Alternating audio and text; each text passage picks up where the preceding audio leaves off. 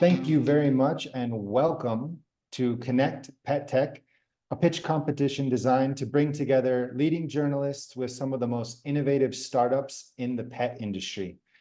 My name is Jim Glade, and I'm a partner at Publicize, which is a PR firm for growth stage companies. And I'm joined by my colleague, Salome Muriel, who's the events director here at Publicize. We're super happy to be here today and joined by a host of leading journalists who report in the fields of startups, technology, business and innovation, as well as pets and pet care. We're equally privileged to host 7 very exciting pet tech firms as they pitch their ventures in front of these distinguished media judges. Before we begin, I'm excited to announce that we have a special guest as well. Rachel Sheppard is the Director of Ventures at Mars Petcare, one of the largest pet care companies in the world. Rachel is also co-lead of Leap Venture Studio, the startup accelerator from Mars Petcare, Mickelson Animals Foundation, and RGA Ventures. Rachel supports the growth of innovative pet tech startups with the help of the Venture Studio's award-winning strategists, technologists, designers, and consultants. So here to kind of get us in the mood for the pitch competition today, I'd like to bring on Rachel for a second. Hey, Rachel. Hi, Jim. Thank you so much for that wonderful introduction. I really appreciate it. And I'd love to share my screen for just a moment with everybody and share a little bit more about Leap Venture Studio and Academy programs. Can everyone see my screen okay? Okay, great. Awesome. So as Jim mentioned, my name is Rachel Sheppard. I'm the Director of Ventures here at Mars Petcare. I have had the honor of having this role for the last 3 years. And I am the co-lead of the Leap Venture Studio and Academy programs as well, as Jim said, alongside our partners Mickelson Animals and RGA Ventures. I'm also a former veterinary assistant and early stage startup enthusiast. And as everyone on the panel got to see a few moments ago, I'm also a dog mom to a 130-pound St. Bernard named Fiona, who I love so much, and she's the center of my universe. The Leap Venture Studio and Academy programs actually break down into 2 different categories. The first of which is the Studio program, which is our core flagship program. Through this, we invest $200,000 in 6 to 8 companies a year on a 12-week basis, meaning we work with them for 12 weeks in a program that is hybrid. We do some events in person, but most events are virtual. And we are looking specifically to invest in seed stage startups in pet care. And then we have our Leap Venture Academy program, which is a little bit of our earlier stage programming, which includes community that we have on Slack group, networking events that we have as well, and also includes our fellowship and our pitch competition programs that we run for underrepresented founders in pet care. The impact that we've had so far kind of wraps up in a few key numbers, of which I'm very, very proud of. So we have run 8 studio programs to date. We're in the middle of our 8th cohort right now.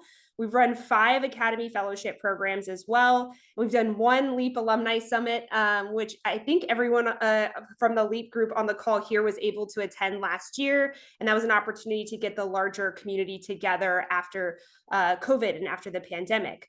We also have 1,600 companies engaged in our community across Slack. We have 16 countries represented in our portfolio. 60+% of our founders identify as female and or a person of color. $200 million in follow-on capital has been raised by the portfolio, and that includes 51 companies and 2 exits, both of which have ended up in the Mars portfolio. So one was a direct acquisition by Mars, and the second one was actually a competitor acquired one of our companies, and we ultimately acquired the competitor. So both LEAP exits have ended up in the Mars portfolio as well. I am truly honored to be a small part in this community and be able to support pet care startups doing the incredible work of creating a smarter world for pets and pet parents. And with that, I turn it back over to Jim. And good luck to the founders today.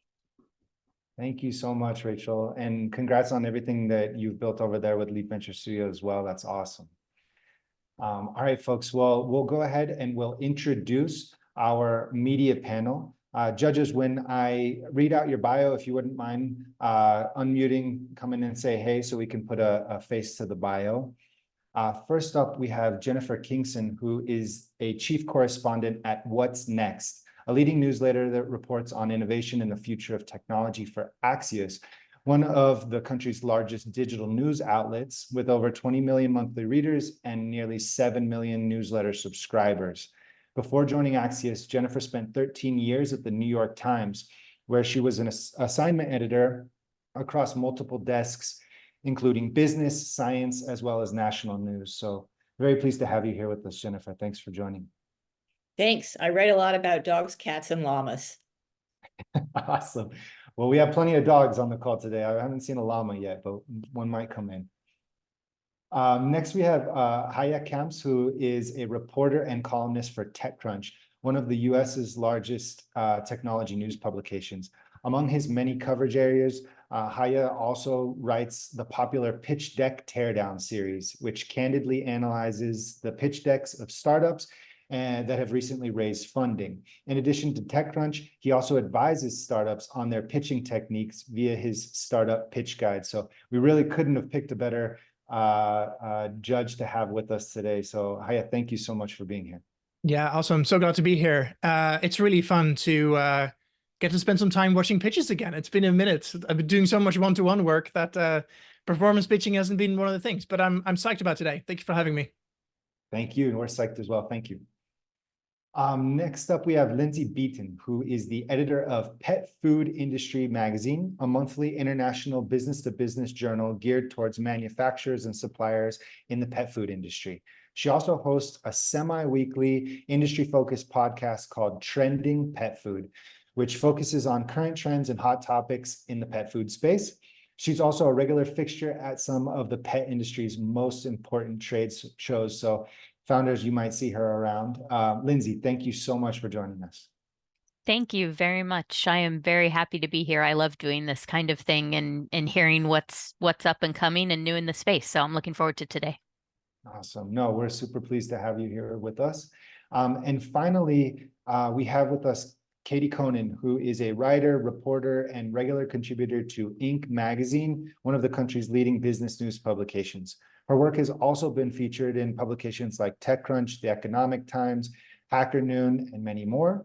Katie's a colleague of mine and a principal at Publicize, and earlier spent a decade working as a communications manager for the Institute of Healthcare Engineering at University College London. Katie, thanks for joining us. Thanks, Jim. Thanks for that intro. And yeah, very excited to be here today.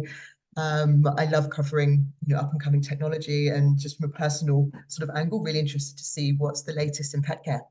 Awesome. And Katie also is joined today by a co-worker, her St. Bernard. So we might see an appearance from the dog as well soon.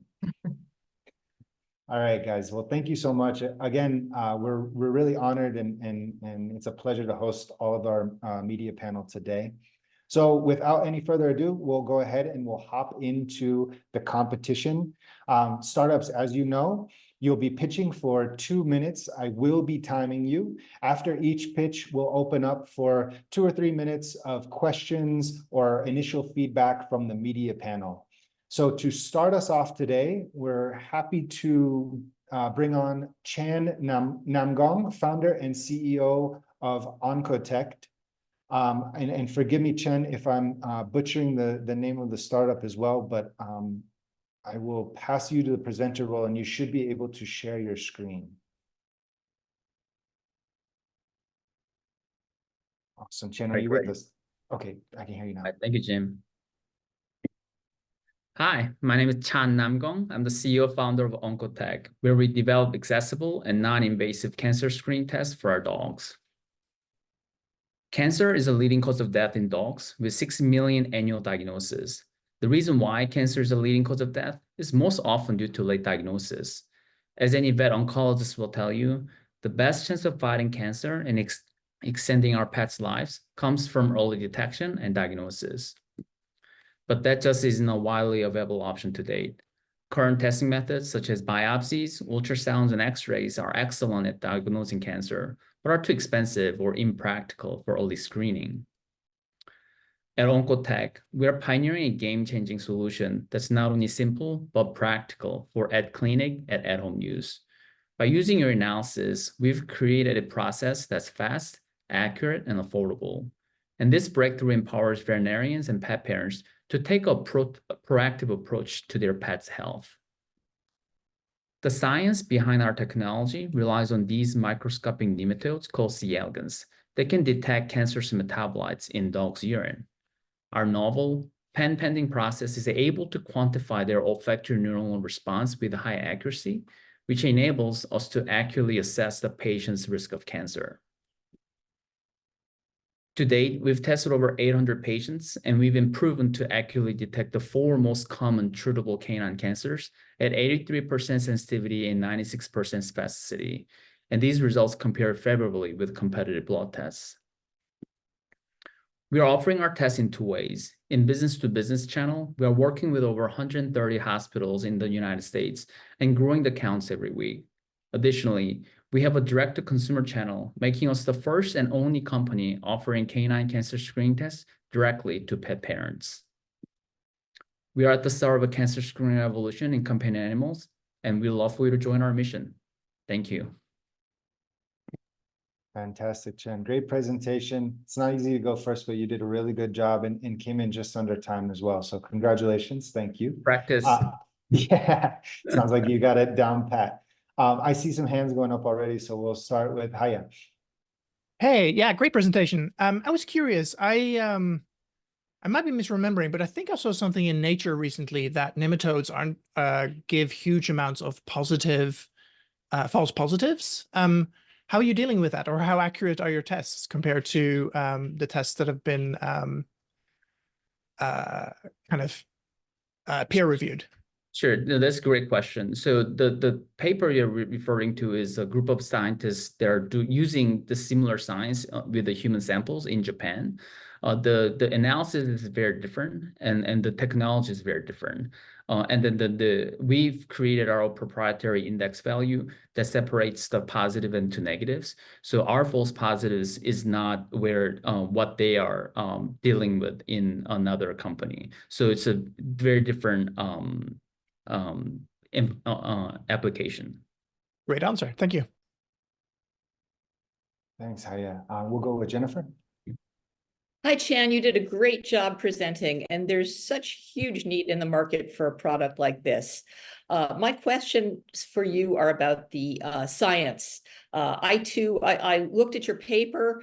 Your sample size was really small. I'd like to know about how many dogs you actually tested this on. The nematode sniffing the samples is, a kind of a novel approach. That more recently, after your paper, there was a Virginia Tech paper about promise being shown in using urinalysis to detect dog cancers, and concluding that we're still pretty far away from being able to do that with any accuracy. As it stands, my understanding is that the blood tests that are available at your veterinarian's office still have accuracy issues that rely on kind of genetic markers rather than the technology you're going with. So I just wanted to hear your thoughts on those issues. Thank you. Sure. Yeah, absolutely. So, there's a urine and there's a blood, right? The reason why we picked urine from the inception of our company is we wanted to make our tests as accessible and convenient and easy as possible, and affordable too.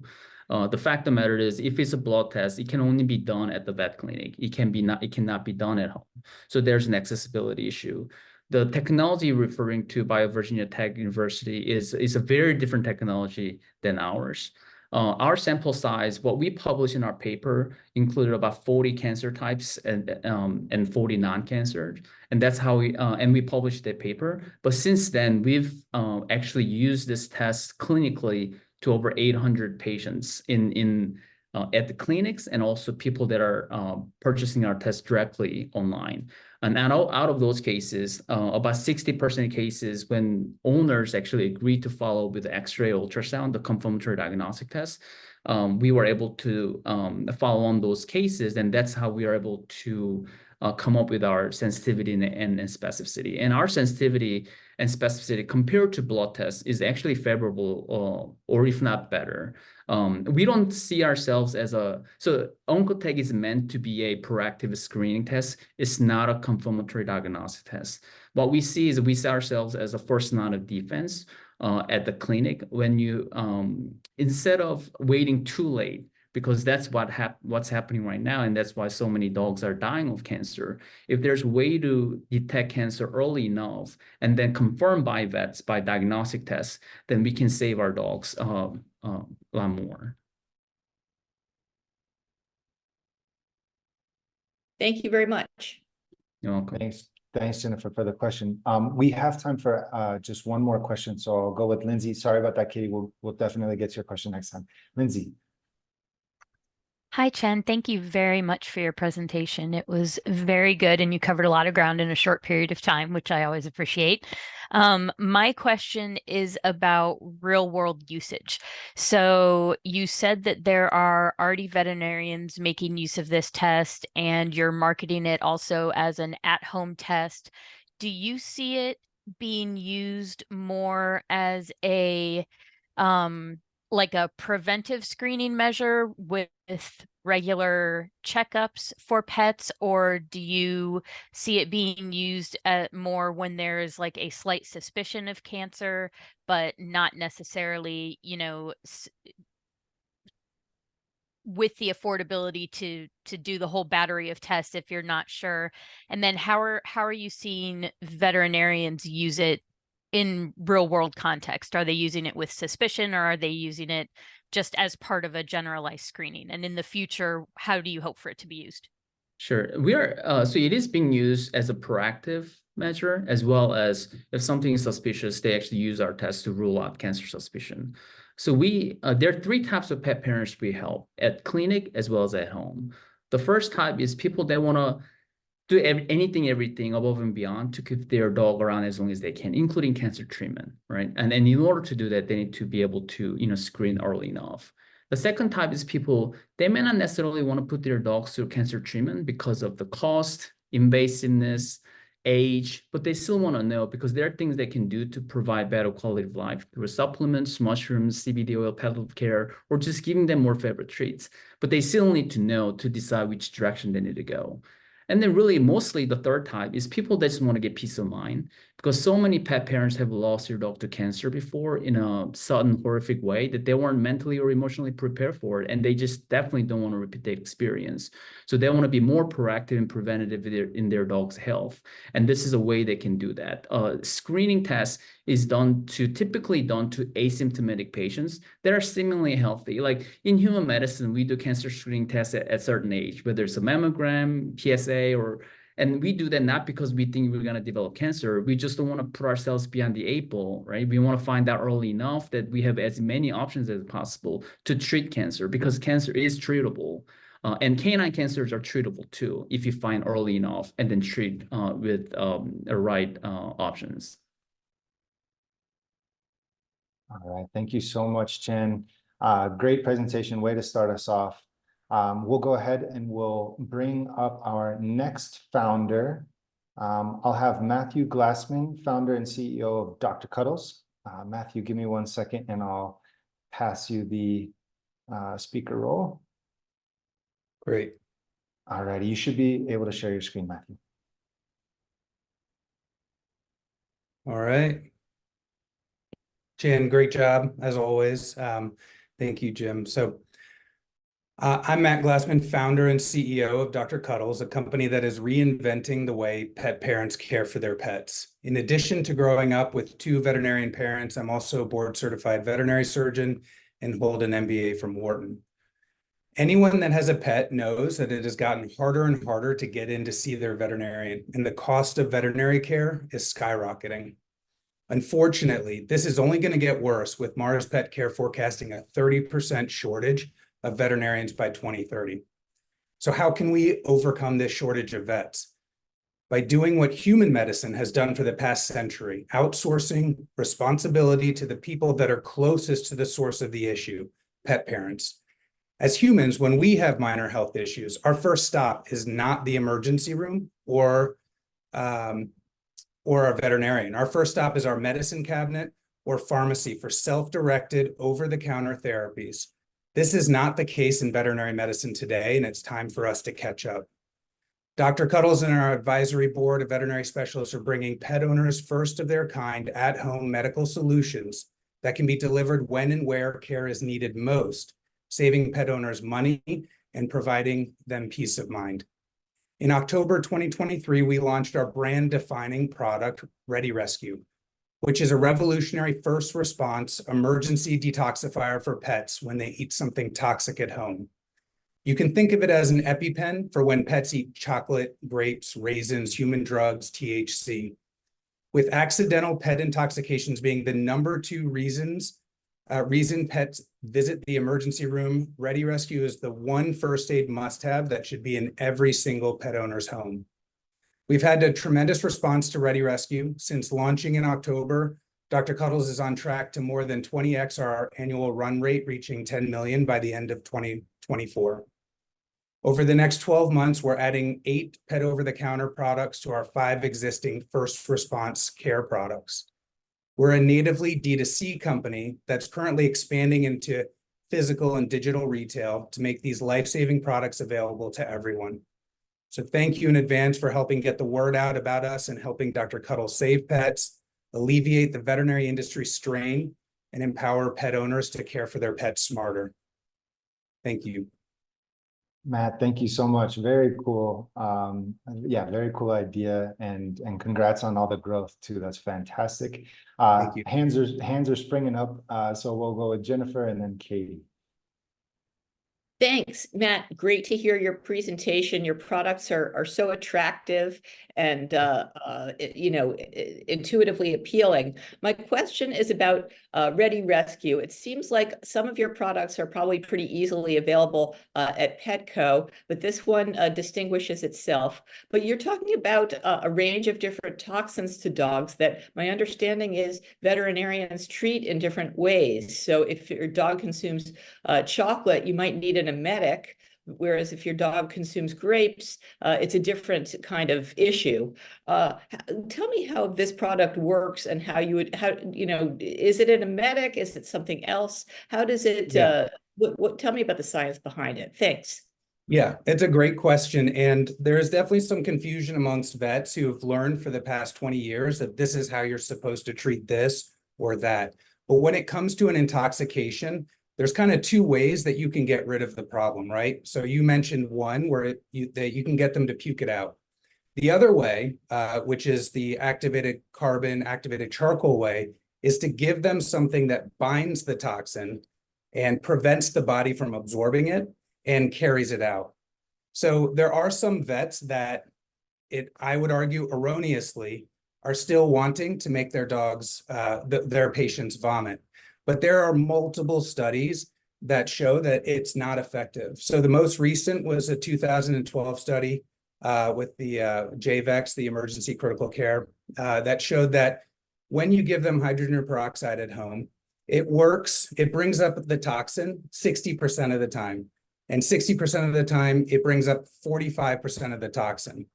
That's terrible, as far as I'm concerned. If I did surgery that way, I'd be in big trouble. If 60% of the time it worked 45% of the way.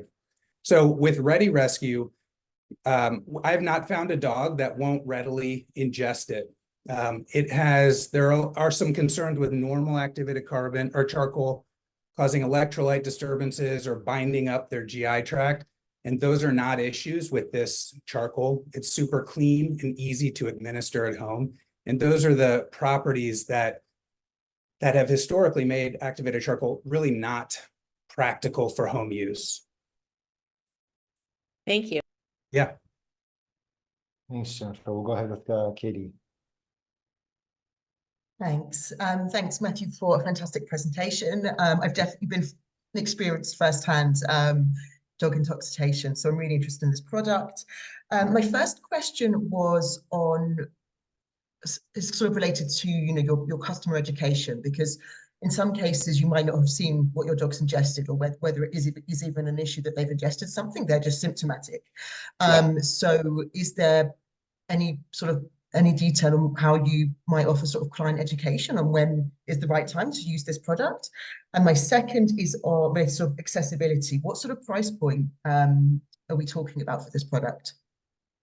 Yeah, those are 2 important, good questions. So what I think, and my veterinary specialists advisory board feel is that if we're going to offer a product for a pet owner to give their pet at home, it has to be exceptionally safe. And so that's why Ready Rescue doesn't have some of the things and some of the characteristics that typical activated charcoal has. And so it makes it very safe to administer in the very few instances where that toxin wouldn't readily bind well to activated charcoal. So what we tell people is, when you notice that your pet has eaten something they shouldn't, if you're not sure what it is, it's okay. It's safe to give Ready Rescue. If it doesn't bind, it's just going to go straight through. There isn't a situation in which a substance wouldn't bind Ready Rescue and a veterinarian would choose to make them puke.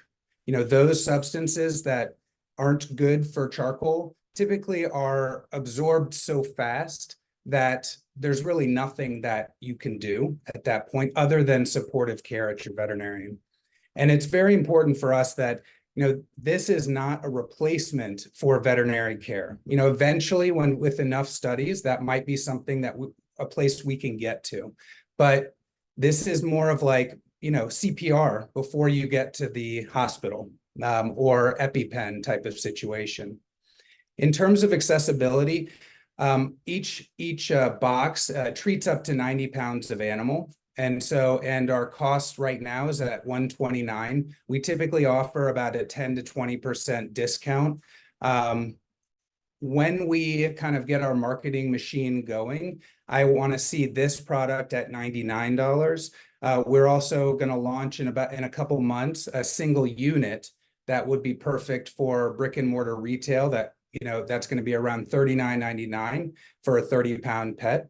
That I think will be a lot more amenable to that impulse buy, if you will, and introducing them to the product. So in terms of when you look at activated charcoal that vets use and that are available on Amazon, we're like $5 more per vial, if you will, than what that MSRP would be. So because we're offering about 3.5 bottles of what vets typically would carry or you can buy online, it seems expensive, but when you look at the gram per gram, cost per gram, if you will, it's really not much more expensive, even currently, but I'd like to get it down even further. Thank you. Great, excellent responses. Yeah. And for your St. Bernard kitty, you might be a 2-box customer or 3. Yes, that's a 2-boxer. All right, I saw Haje, your hand up too. Yeah. Well, I had a question about pricing that was kind of answered, but I actually have a separate question around the go-to-market and how you actually reach this. I mean, you kind of liken it to EpiPens, but unless somebody has had like a near disaster in their house, they don't usually have an EpiPen. So like, Right. what is the motivator? Like when do you reach the customer to actually make a purchase? Because it sounds like that might actually be a little tricky. Yeah, I think that it's kind of a twofold answer. Currently, I think a lot of pet parents are just in general concerned about their pets getting into stuff they shouldn't. We love them, but they're not super smart and they are motivated by food. And so they can't tell the difference between CBD gummies and, their treats. And so I think, just as an example, in the past 2 years, I've had 4 instances where I've given my pet Ready Rescue. Those weren't 4 instances where they were going to die. Those were 4 instances where I was going to have to clean up a big mess because they got into chocolate, or there was a very small chance of raisin toxicity, and I wanted to take my level of concern from like 5% to 0. So I think that there's definitely part of that. In the future, we're working on studies right now with the University of Georgia will be more comprehensive than what's been available for charcoal for a very long time.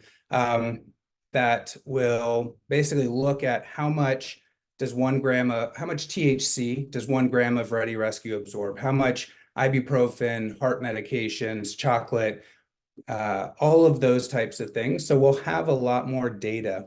When we have that, I think veterinarians will be more comfortable having pet owners make those decisions. That has been a big hurdle for us. A lot of feedback I've gotten from veterinarians, which I feel is not appropriate, but obviously I listen to their feedback, is, you know, they don't want pet owners to have tools to help their pets because they feel like they can't make those decisions. You know, and my answer to them is that right now we allow them to make decisions about themselves and their children. And why can't we empower them with pets? Right now, there are 0 FDA approved over-the-counter drugs for dogs and cats. I mean, it just blows my mind. And that's except for heartworm pills. And that's despite veterinarians recommending these drugs 50 million times a year. And so, you know, the reason pet owners don't just know that they can use this is because the dosing and the information's not on the label. And that's what we want to correct. Super. Thank you. Yeah, absolutely.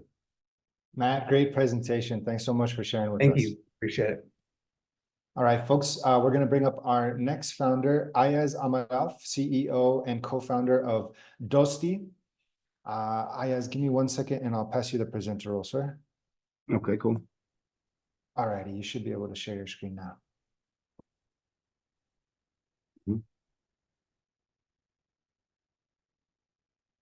Is it visible now? Yeah, we can see the presentation. Hear you loud and clear. Whenever you're Thank you ready. very much for the opportunity, guys. My name is Ayaz. I'm a co-founder and CEO of Dosti. First of all, I would like to say thanks to Matt and Chan, because after listening to your presentations, I do understand that we are on the right track by solving a problem that we all have in common. So Dosti, in short, Dosti is the in-home diagnostics and full pet care solution that I believe every pet owner needs if you have a pet at home. I got 3 labs. I tested this on my labs, and it really did work. So basically, before diving into Dosti deeply, we need to understand the problem that is right around the corner. As Matt said, by 2030, there will be huge shortage in vet productivity services in general.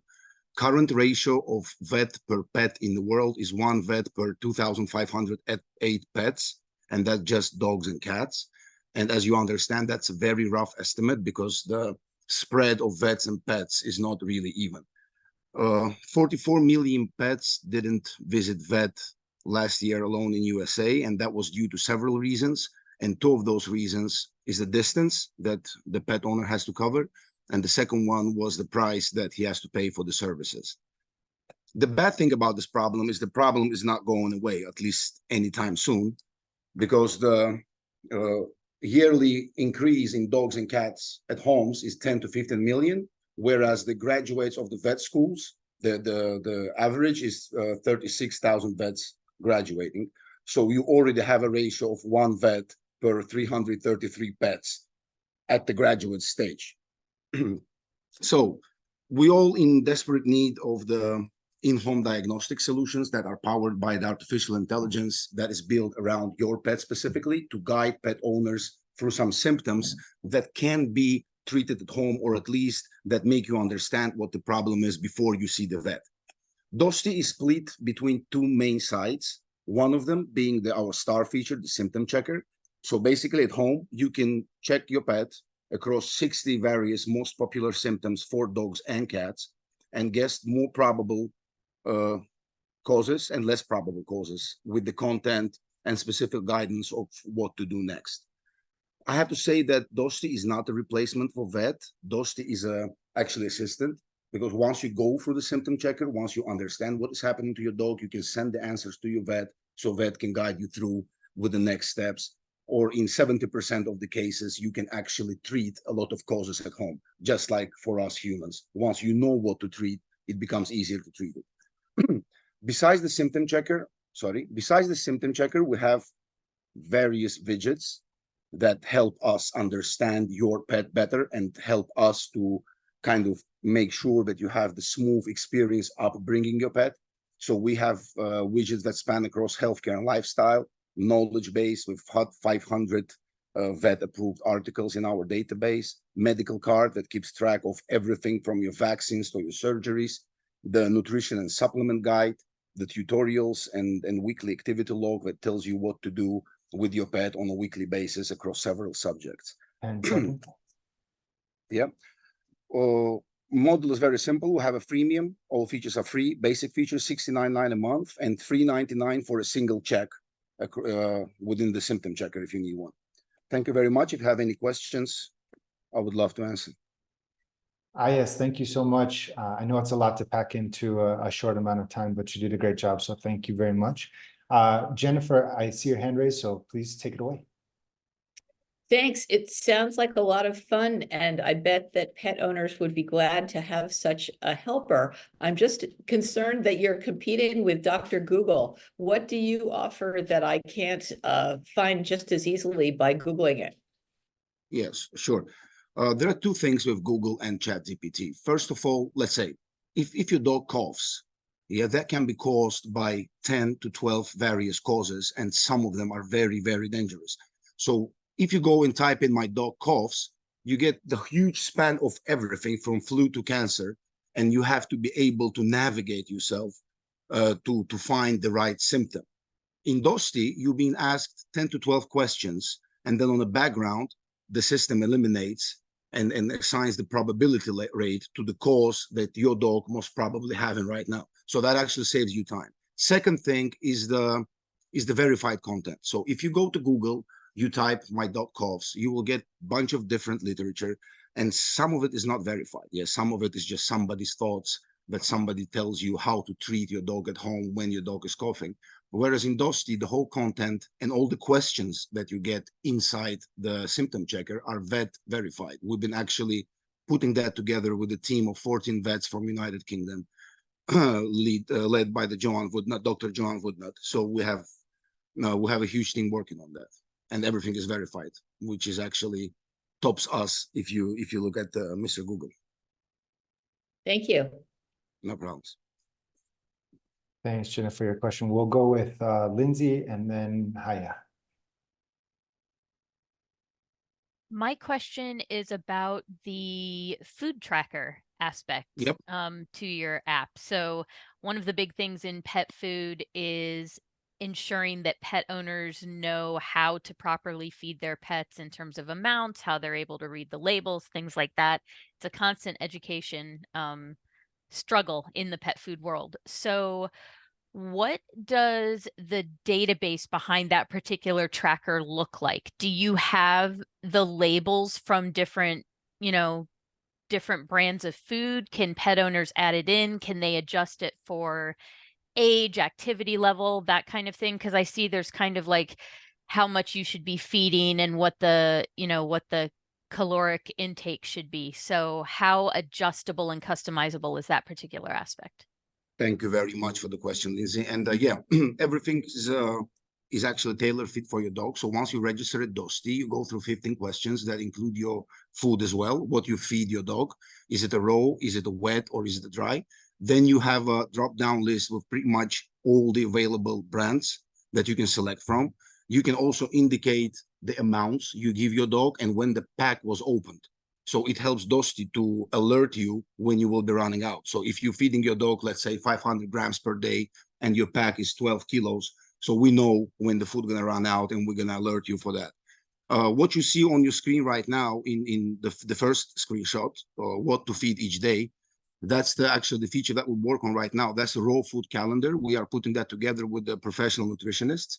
So we will advise owners what to feel raw if you're feeling raw your dog at home. So we will tell the recipes that were put together with the nutritionists, and everything, as I said, considers your dog's specific inputs. So that's how we know it. All righty, Lindsay, thank you for your question. Haje, if you want to wrap us up with the questions for Ayaz. Yeah. So thank you for the pitch. I'm curious. There's where do I begin? So it's better than nothing, and it's better than Google. But as soon as you start getting this close into giving what seems to be medical advice, it feels like you put yourself into maybe regulatory and definitely some legal landscape.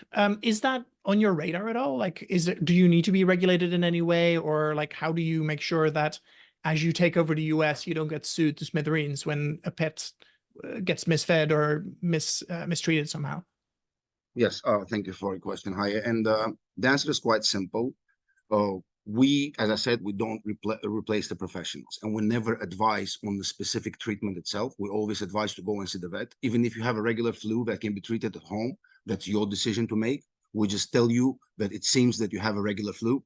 So after that, you can go to Google and search how to treat a regular flu for dogs. And if you're going to do it, that's your responsibility. We advise to go and see the vet anyway. We advise to send the report that you saved to the vet for the vet to check and lead you through the rehabilitation process. Same thing goes with the nutritionists. Yeah, there are thousands of various recipes that can feed certain dogs, and they cannot feed the others. So that's what we do. We split them by segments.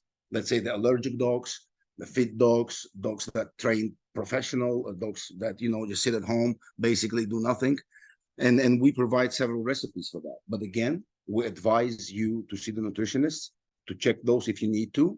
And we do provide the information about the nutritionists we work with. So if you want to, you can reach out to them and tailor fit the specific recipe for your dog if you need to. All righty, Ayaz. Well, thank you so much for your presentation, and congrats as well for everything you built. Thank you. Thank you, guys. Appreciate that. Oh, it's our pleasure. All right, guys, I'm going to bring up our next founder, Vasil Dub, who's the co-founder and CEO of Animal ID. Vasil, give me 1 second and I'll pass you the presenter role. All right. Should be able to share your screen now, Vasil. Just a second.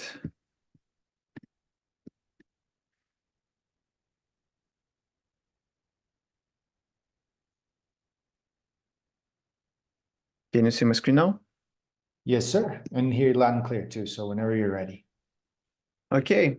Hi, everyone. My name is Vasil. I'm CEO and co-founder of Animal ID, where our mission is to ensure that every pet worldwide can be identified and protected.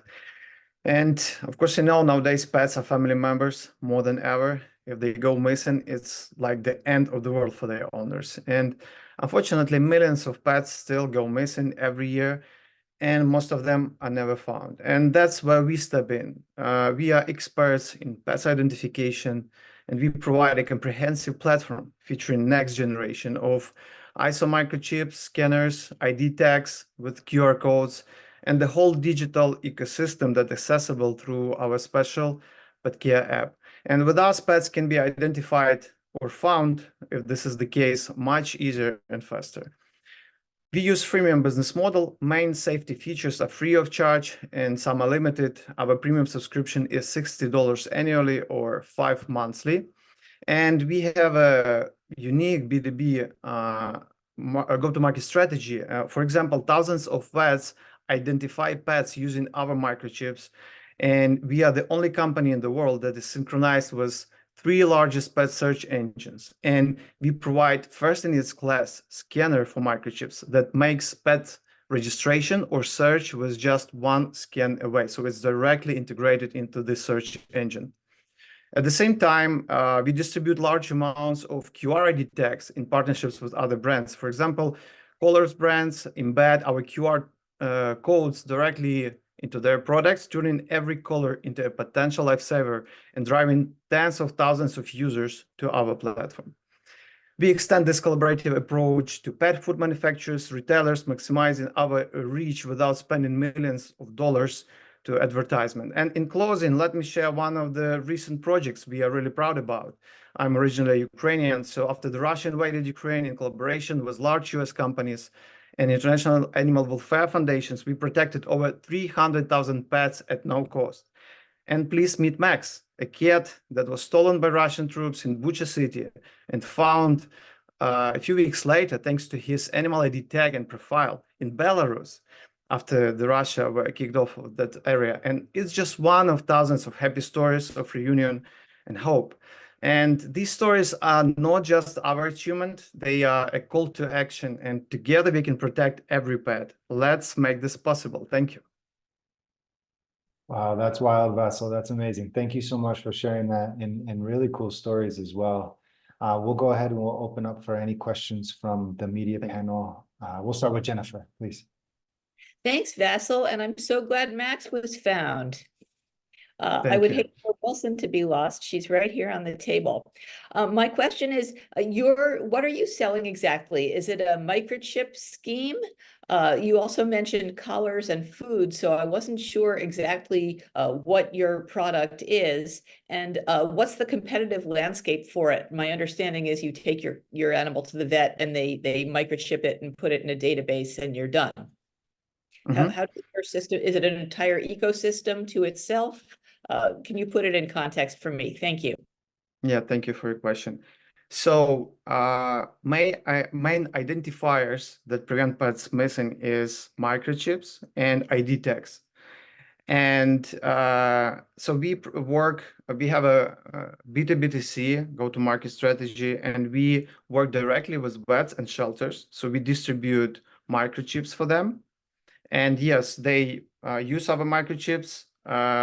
We save them time. Again, it's very important now to save their time for the vets.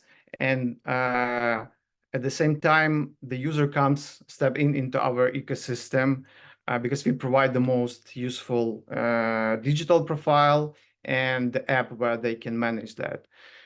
So the same is collaboration with collar brands. Again, like ID tag is literally every dog has ID tag in the US.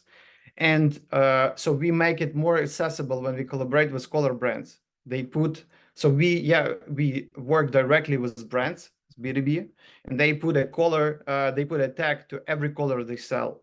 And so it brings additional value to their products for their customers. And at the same time, it brings, again, users to our platform. So we are B2B and B2C at the same time, but this is our strengths that we leverage our expertise in identification, and we make it more accessible by collaborating with other brands, because very large percent of the end users, they get their identifier free of charge. Thank you. Thanks, Basil. Jennifer, I hope that answered your question. Katie, we'll go ahead with you. Thanks.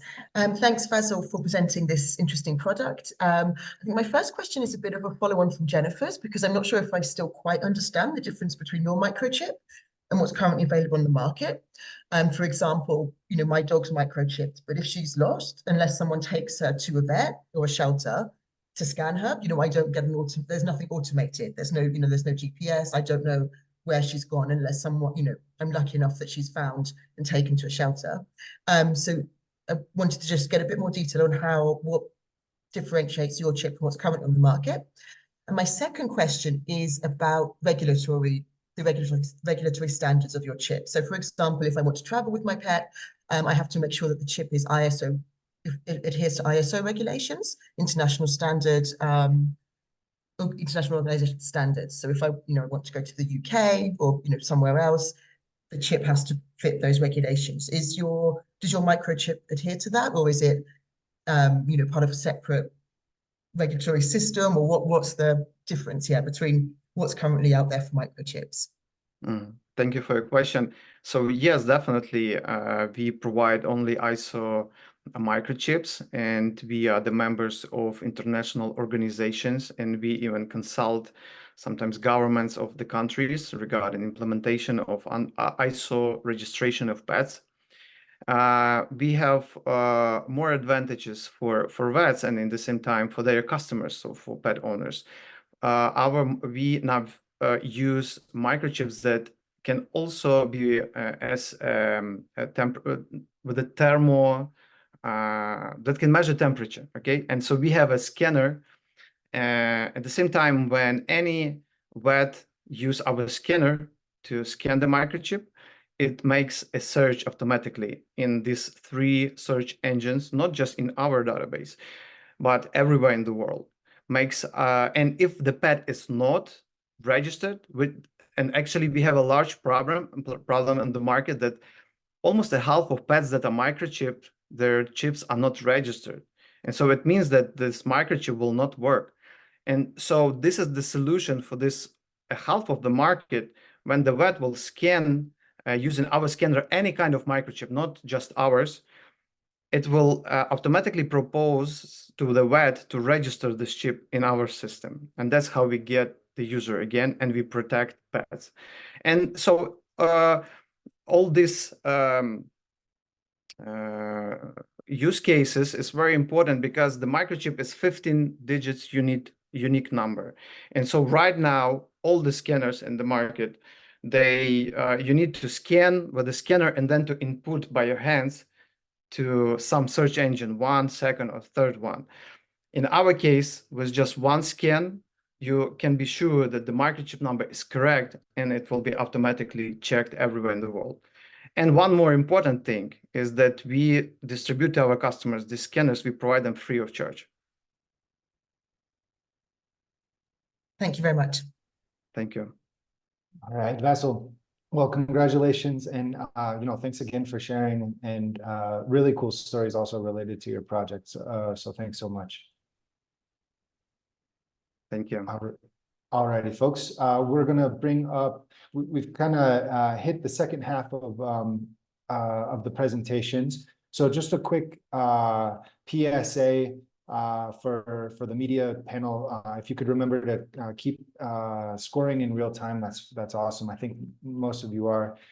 Also, we'll go ahead and we'll bring up on our next presenter. We have Nicole Marchand, who's the CEO and founder of Dog Child.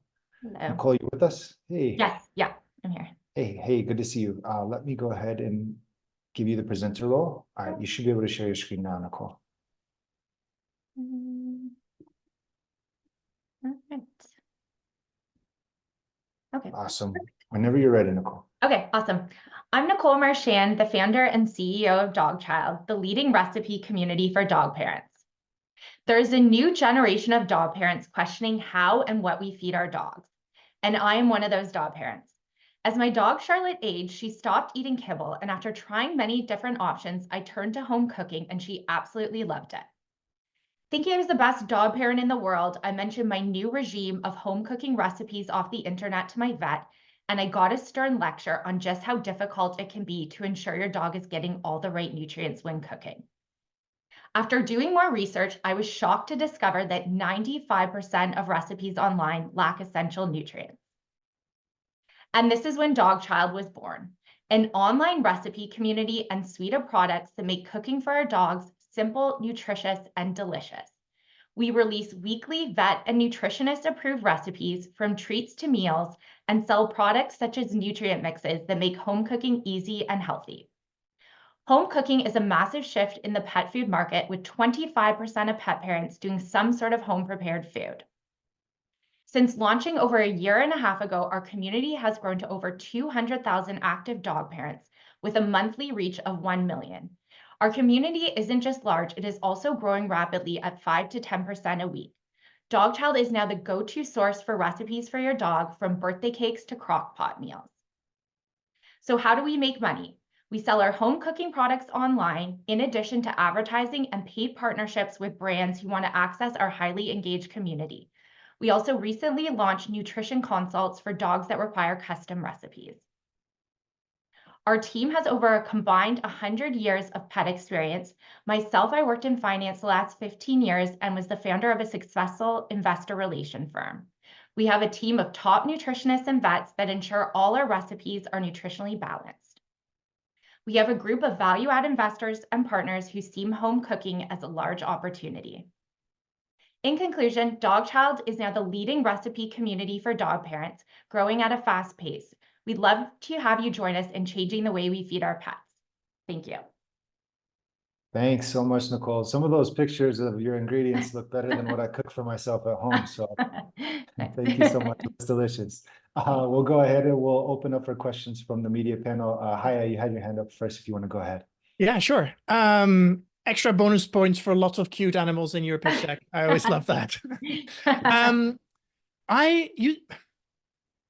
There's no shortage of companies doing this, right? And I'm trying to figure out what your differentiator is. Like, why are you going to win? And the other piece of the question is, you say you have lots of people. Like, what kind of traction are you seeing at the moment?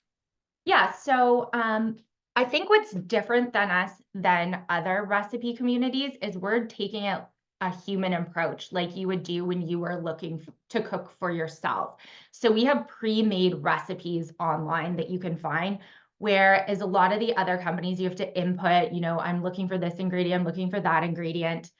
And we're doing everything from, like I said, full meals to, as I mentioned, cakes to treats and everything to do with home cooking. And then also doing kind of like the educational piece as well. So each week we do a nutritional blog on different ingredients, different ways to cook, answer all your home cooking questions. And so when I say we're large, so right now we have about 200,000 active dog parents. We do with our recipes, we're getting 50,000 unique views a month on our website. We do recipe videos, and we have a lot of those videos will get over 1 million views with our different recipes. So I think, yeah, what makes this really different is too, we're doing it in like a really simple way that the average consumer can understand how to start cooking for their dog, and also in more of like a non-judgmental way. So even if it's like, just start adding a little bit of fresh food or start with home cooked treats, like that's a great start. You don't have to dive into full meals immediately. Super, thank you. You're welcome. Thanks, Haje, for starting us off. We'll go with Lindsay and then Jennifer. Thank you for your presentation. This is right in my wheelhouse. So, Yes. I actually, I looked at your advisory board, and I am well aware of a couple of them. They're very, very big names in the pet food space. So, Oh, yeah. On your website, you have like nutrient mixes and supplements and treats and things like that. Are those part of the recipes? And then how do you provide education in terms of dietary needs and making sure that you're, you know, providing nutritionally complete recipes? Do you follow AFCO guidelines? Do you, you know, how heavy are the advisors involved in this kind of thing? And then what kind of guarantee versus like just playing an advisory role? How do you do that balance when it comes to people coming to you looking for, you know, Yeah. complete and balanced nutrition for their pets, essentially? Yeah, so we follow AFCO guidelines. We make all of our meals are formulated to be complete and balanced. So in our meals, we give people two options. They can either use a nutrient mix to balance it, or we show them a way that they can balance it at home with whole food ingredients. We just found a lot of dog parents want to go that way, but it is much more complicated when you go down that route. So we offer both guidelines. So with all of our recipes, I come up with the initial concept, and then the nutritionist balances them. And then we have a vet review those recipes and review those nutritional outputs that happen from those. So we tell dog parents, as long as, you know, they're measuring, doing the measurements, then the recipes will be complete and balanced for them. Yeah. Was there another question? I can't remember then. Oh no, that was it for me. That was it. Okay, perfect. Yeah, you answered everything. Okay, great. Thanks, Lindsay. Jennifer, please go ahead. Thanks, Nicole. That was a really strong presentation. I enjoyed it, and you answered so much of what I would be curious about. I hadn't known that there were quite so many people cooking for their dogs. Yeah. I figured that most of them were like buying the farmer's dog and other of those new products that are aimed at your target market. I wanted to know, what are the biggest challenges from your perspective to what you're doing? What are the hardest parts of this? What are your obstacles? The classic "what keeps you up at night" question. Yeah, I think yeah, that's a good question. I think what are the hardest obstacles? I think one of the hardest obstacles has been finding, while our recipes have scaled really fast and we have tons of visitors on our website, home cooks don't necessarily buy products like they buy a farmer's dog. So home cooks like myself, I might make my dog eggs in the morning and throw in a can of salmon. So people aren't using the products as consistently as we initially expected. And then also home cooks often will start cooking for their dogs, maybe because their dog has an allergy or a specific health condition. And so finding products that appeal to kind of everyone in that market. And so that's why we now offer both products, and we're doing a lot of brand partnerships and advertising on their site, because we've just found that the recipe community has gone like this, and the products are still not perfect for everyone. So Great, I appreciate that, your Yeah. clear and your smart observations. yeah, thank you. Awesome, Nicole. Thank you so much. And great presentation again. you. All right, folks, we'll hop to our second to last presenter. Shayna Denny is the co-founder and CEO of Dog Drop. Shayna, give me a second and I'll pass you the presenter role. Sounds good. Thank you. All right. Great presentation so far. I feel like I'm learning so much, and great to hear from everyone. Awesome. You should be able to share your screen now, Shayna.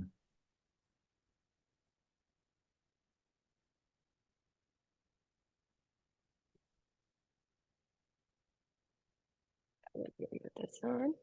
Well, hi, everyone. I'm Shayna, and this is my miniature dachshund, Poppy, the inspiration behind Dog Drop. And at Dog Drop, we're building the largest network of dog daycares for the next generation of pet parents, which I think we've all heard about from the past presentations. So what does that mean? We build super convenient, well-designed, small footprint dog daycares. We're putting them on the ground floor, primarily of multifamily properties, so apartment complexes, so that dog drops are already where people live, work, and play. Our team is fully certified and trained in dog behavior so that people's dogs are only interacting with the ultimate best. And we're really flexible. So folks can drop off their dog for literally a half hour or all day. So we exponentially open the market size with this flexibility.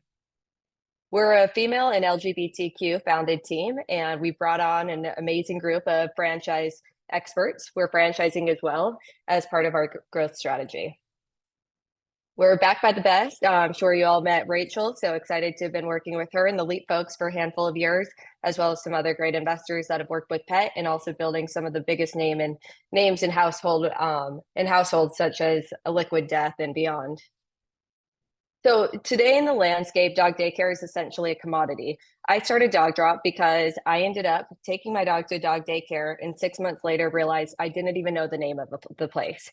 One, I have something flying in my face, and I had to drive there all the time. I know, God forbid, I had to wait for them. I could never get a hold of them, and it was just hit with pain point after pain point.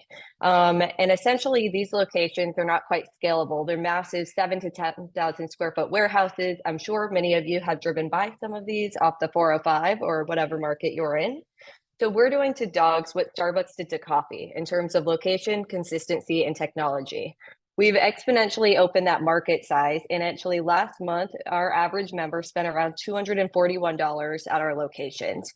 And this is given that 70% of our members did not use an existing dog daycare solution or dog walker before. So we've essentially created an entirely new category through our flexibility and convenience. And ultimately right now, we actually have had members hit over $16,000 of lifetime spend, though with the average customer LTV at around $2,370. Like I mentioned, we're creating an entirely new service. Yes, we do cater for folks who need Monday through Friday, 9 to 5 dog daycare, but we also cater for most of folks living across the US who just need a couple hours here and there. So we started with our first location in the Arts District in downtown LA. And we actually built all the software. So with building the software, we're fully vertically integrated as well, so that we can manage every touch point of the experience on the human consumer side, as well as drive operational efficiencies from our four-wall concepts. We've essentially half local marketing. It's insane. We have 90% of our members stay past 90 days. We have crazy usage. It's just what people say, like the more they use it, the more they use it. And we see people upgrading. About 70% of our members upgrade after their 90 days as well. This is some of the members, what I'm talking about. Over the last few months, one of our members already spent over $5,000. This is the kind of usage that folks are getting.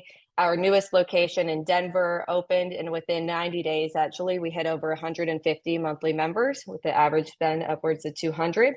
And I'm going to wrap up here shortly. Right now, we have 3 locations open and another 10 under development. And we're actually on path to profitability in over 250 locations over the next 3 years. We can't wait to meet your dog at a local dog drop near you. Awesome, Shayna. Thank you so much. I'm from Denver, so be on the lookout for your new shop as cool. well. Congrats. Yeah, we have it at 9 & Co. right outside Cherry Creek, Oh, okay, 9th in fantastic. Colorado. Awesome, awesome. All right, we'll open up for questions. Jennifer, if you want to go first. Thank you, Shayna. I love your business. I live in New York City, which must be the epicenter of dog daycares. And my daughter used to work at one of the big chains. I have two questions for you. One, are you only selling the by the hour drop-off services? Are you also selling extras like overnights or home delivery of dogs or retail collars and food stuff? And the second, Oh yeah, go ahead. just what about liability? Dogs get sick, even die in daycare. They attack each other. They attack each other's toys, etc. What about that issue? Sounds gruesome out there. On the front of our services, no one owns the daycare category. So that's where we're playing. We only do daycare. We want to do it the best. We don't claim that anyone can do 5 different services at the level of service that we do. So we'll continue. We do manufacture our own D2C products that we sell in our own retail shops. We don't want our stores relying on a ton of inventory. It's not a big part of our business. So to answer that, and then the other thought in terms of liability, sure. So our overall philosophy is prevention instead of intervention. So this comes from every part of the business model. We have all dogs pass a good fit test, which is a friendly way of saying a dog behavioral assessment. We're not right for every dog, right? So hopefully we're right for about 90% of the population. My dog was actually a dog daycare fail. So I am empathetic towards that too. And if you want to get into the legalities, most of our locations, we have a $3 million umbrella policy. We always want to do the right thing. And I always hate when someone asks, because I'm like, knock on wood, we haven't had something happen as well. So pretty fortunate that our team goes through very strong training and is trained in dog behavior to prevent instead of intervene. Sounds great. Thank you. And Jennifer, I know those New York dogs tend to be tougher than other city dogs, for sure. So I can understand. They're more spoiled because all their owners make their own dog food off of recipes. That too. All right, we'll go next with Katie and then Haje. Great, thanks. So actually, yeah, my question leads on quite nicely from the response, and it was just really about how are you going to manage quality standards as you scale and you franchise? The initial figures sound really exciting, but as you're opening up into franchise, how are you going to make sure that the pet carers, are of the quality and the standards that you're building the brand on? Yeah, so I'm really focused on our core competencies of what our business does best. And that's one part is the technology platform. So through technology that we're able to actually maintain a higher standard of care. So we can track what our franchisees are doing as well through some of our core care metrics. Of course, a lot of it comes with trust, right? So really bringing on the right franchisees, making sure that they do the training. There's always policies and things like that, but that's when you get into trouble. By the time you have to enforce the policy, no one wants to do it. So it's really getting the franchisees to buy into our brand. They're buying in because they're saying like every other dog daycare is kind of an eye roll. And so that we're building the dog daycare that they want for their dogs. And I think we have that great buy-in from the type of folks that we're working with. And that's the most important part in our business. Excellent. Thank you. Thanks, Katie. Go ahead, Haje. Yeah, I love the idea. And traditionally, it's incredibly hard to build a premium product in a commodity business. And it seems like it would be really recession sensitive and that kind of stuff. And like, help me understand how, in your mind, this is like a VC scale business. Sure. So a few things. I mean, even if we look at the economic kind of cycle over the last 18 months, we only saw that our usage and monthly member spend increased over the last 18 months. Things could always get worse. I think anyone here talked to Rachel and all their stats at Mars about the pet industry being recession proof, but that's typically the last thing to go for pet parents. as well. And then I think ultimately in terms of VC returns, that's really important to us, how we're building $1 billion company. We've raised over $6 million from venture consumer funds as well. And it's based off it's a technology play.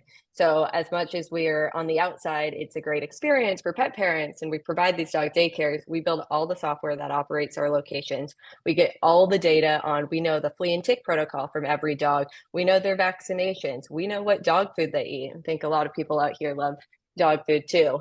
So all the data that we get is really important, and it's essentially a platform wrapped into something for consumers to buy into. Great answer. So like we work for dogs, we woof. Love it. That's a good one. Yeah, part of the original pitch concept, but over the last 36 months, I think we try to avoid some of those Perhaps analogies. wise. You might want to patent that name, Haje, we wolf. I think that could go far. Sweet, appreciate it. Any other questions for Shayna? All right, well, Shayna, fantastic presentation and congrats on everything you've built as well. All right, folks, I think we're actually we're done. I don't see our last presenter, who I think isn't going to make it. I see James. I don't think is with us, right? I just want to make sure. Okay. So we're going to take 30 seconds or so. Judges, if you wouldn't mind, could you go into the scorecard and just finalize any of the scores? If you want to make any changes, now's the time to do it. And then while we're doing this, I'm going to ask you guys to also multitask a bit. We're going to open up for any questions from the media panel as well. So startup founders, if you have any questions about, when's the right time to start reaching out to a journalist with a story, or what makes something newsworthy for them, what makes them interested in covering a company, this is a really good time to ask. And I'd also love to hear just a little bit more about kind of your journey in that, in terms of communications and reaching out to journalists as well. So we'll open up if anybody wants to start us off with a question for anyone on the media panel. You guys just did a bunch of presentations and you kicked ass, so now's not the time to be shy either. Yeah, thank you for this opportunity. I would love to ask journalists, what is the best way to reach out? And like you should probably receive a lot of requests to mention their company. So what are the main triggers that you say like, okay, this sounds interesting, I'd like to know more? Awesome. Good question, Basil. If anybody wants to start off with that, please go ahead with Haje, Katie, or Jennifer. Yeah, Jennifer, go ahead. I see your hand. Sure. The best way is to email me. My email address is available on the Axios website. I'm not hard to find. The best pitches tell me straight away, very quickly, who you are, what your company does, and why I should write about you. The pitches that are, we get tons of pitches, so you have a really, really short time to catch my attention. And often people who are pitching products do too much what we call in journalism throat clearing, talking about the size of the market and the problem at hand. You don't have to tell me 20 different ways that there aren't enough veterinarians or that dogs need better nutrition. Just tell me what your company is, what you do, send me some cool pictures. And maybe it'll catch my eye. Sometimes the angle that you identify isn't going to be the one that I like, and sometimes I will have been gathering string on a story and you fit in perfectly, so that might be part of a trend story. That might be more often the case for me, just because I'm a national general interest writer, than somebody at a specialty publication who might write specifically about one company. But those are some general rules that come to mind. Thank you. Thank you very much. I'm not sure if Haje, you want to, I see you shared something in the chat as well. I don't know if you want to follow up on anything or add to anything that Jennifer had mentioned. Yeah, I mean, there's a lot of stuff to pitching journalists, right? And given that we're here surrounded by PR people, get a good press agency. But also as a startup founder, you can do much of this yourself. It's not rocket science. Like, be passionate, share what you're working on, and include some really good images. That makes our life so much easier. And then from there, you know, opening up a dialogue about like, hey, why is this relevant to my beat at TechCrunch? Or, you know, what is it about your story that works with what Jennifer's writing about? Like, being super careful about who you pitch. Like, if you're pitching more than 3 or 4 journalists for a story, you're probably scattergunning it and it probably isn't going to work. Totally. I would add to that it's a good idea if you're targeting a particular journalist, or to target a particular journalist based on what they've written. The strongest pitches for me are, I read your story on X, and somebody who actually is reading and noticing that you write about this topic or have explored something relevant to what you want to tell the world about is a lot stronger than just, I found your name in a media directory and I see you write about animals.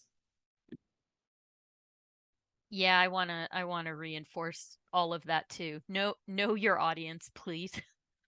And know the audience of your audience is the other thing. Like, take 5 seconds, Google my name, Google anybody's name. We're everywhere. Like, and you can see in 5 seconds what we cover and what we're in charge of. And I get so many generic press releases and things like that were clearly just, oh, she writes about animals. I don't, though. I write about pet food, and it's for the pet food industry. So I'm looking for things that have to do with trends, or you have to be related to pet food in some way.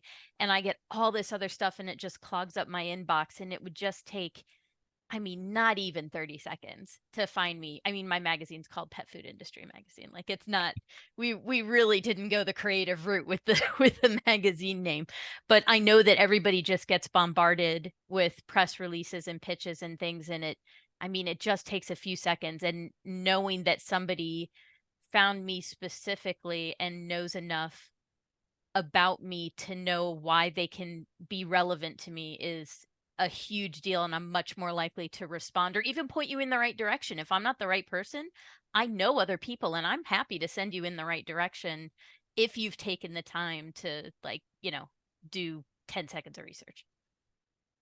No, for sure, Lindsay. I can only imagine what that inbox looks like sometimes.